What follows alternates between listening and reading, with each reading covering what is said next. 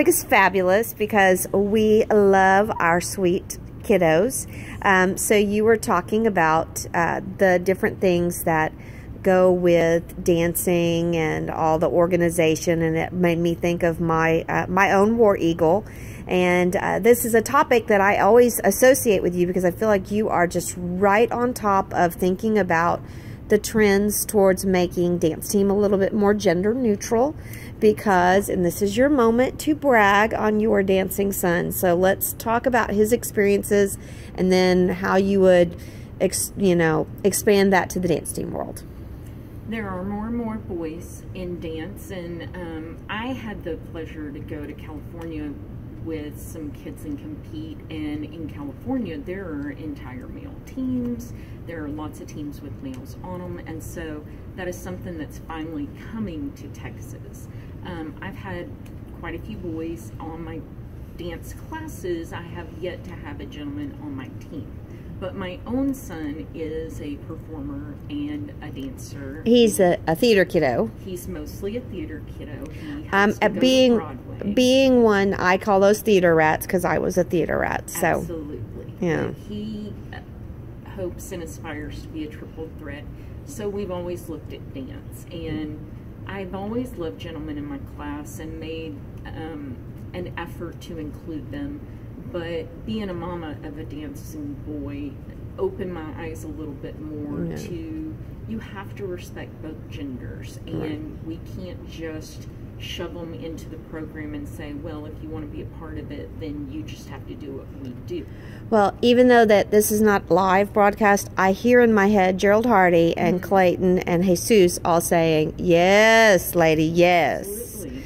So one of the things that came up is differentiating instruction for the male dancer in your typical dance education class. What are some things that pop into your mind when I bring that up to you? I mostly teach all my students the same way. I think dance is universal, not only across cultures, but across genders. But I do want my students to feel comfortable, and in certain genres, especially in, say, jazz, there are moves that tend to be slightly more feminine, slightly more Are we going to get a demo on this? No. But, okay, I should share with our viewers that I actually got the live demo on this, but I'm not going to put her on the spot. But I do offer variations on certain movements. If hand gestures. Hand gestures, those sorts of things, to a slightly more feminine version and a slightly more masculine version. Now, it's not always my male students that choose the more masculine version. Love that. Sometimes I have some ladies that prefer that version too, and sometimes I have gentlemen that prefer the more traditionally feminine one. Right. But I do think it's important to respect and be open to that. So those moments of artistic choice. Yes. We'll call it that. And then my other thing that I always want to include is being careful to different growing bodies.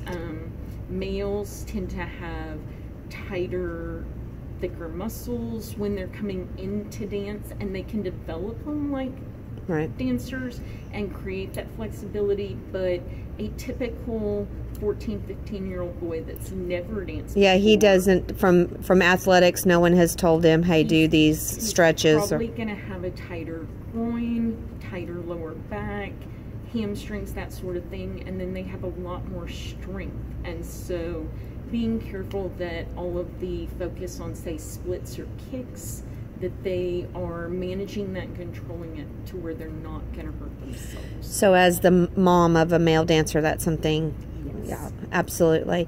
Well, and that's where I think that the athletic side of our brains, because we understand dance as athleticism as well, being well versed in muscles and bones, body type, and making that part of the discussion with your dance classes, because and what you're saying absolutely is true. And then I'm also thinking about, I always worried about my truly no flexibility whatsoever any gender student. And when we do that roll down in second and their hands were still about, yeah, and you're thinking, wow. Their hips are still straight up and down. Yeah, it's just not letting them, and we have to teach them and help them. And so I love that. We briefly mentioned what the difference is when we grew up in ballet class. Let the bell go. Sorry about that. That's okay. Are there announcements or is it just a bell? Okay. Well, the differences in ballet class and the studios I grew up in, and we talked about it, there aren't that many differences in the way males are taught bar, but they definitely have their own variations. And I know that one of my favorite ballet teachers ever, she actually danced with American Ballet Theater. I got to know her later in life. It's not my first ballet teacher, but one I ran into. And she used to tell us about how she enjoyed taking the males variation class. And now I look at the athleticism of all of our dancers with the leaping and the turning skills, and I think I don't know how specific I kind of almost wonder if I were to peep in at a ballet academy, if it's, that specific now as far as these are male steps only or these are female steps only. I think a lot has to do with, as you were saying, the gesturing and the interpretation. I think women are doing a lot more skills, advanced movements that were considered traditionally male when we were coming up, like the turns in second, right, or the really big leaps and turns and that sort of thing. So those roles are a little more blended. What I see with my son and with other dancers, though, as I watch like the collegiate level teams as they compete, a lot of the movements they'll use the same, but then they do a lot of partnering and stunting with those men to give it a new and different look. And that's the other thing that concerns me with a young, inexperienced male dancer that goes into a program, that they be taught the correct way to do the lifts. Absolutely. And the importance of core strength and balance, and that the ladies going up understand the importance of holding themselves. Right. I know the last time my son danced ballet in recital, the choreography had a moment where he picked up every single girl on the stage. Oh my goodness. And at the ripe age of 13, when he's trying to pick up other 13-year-olds, some of which were head taller than him. Absolutely.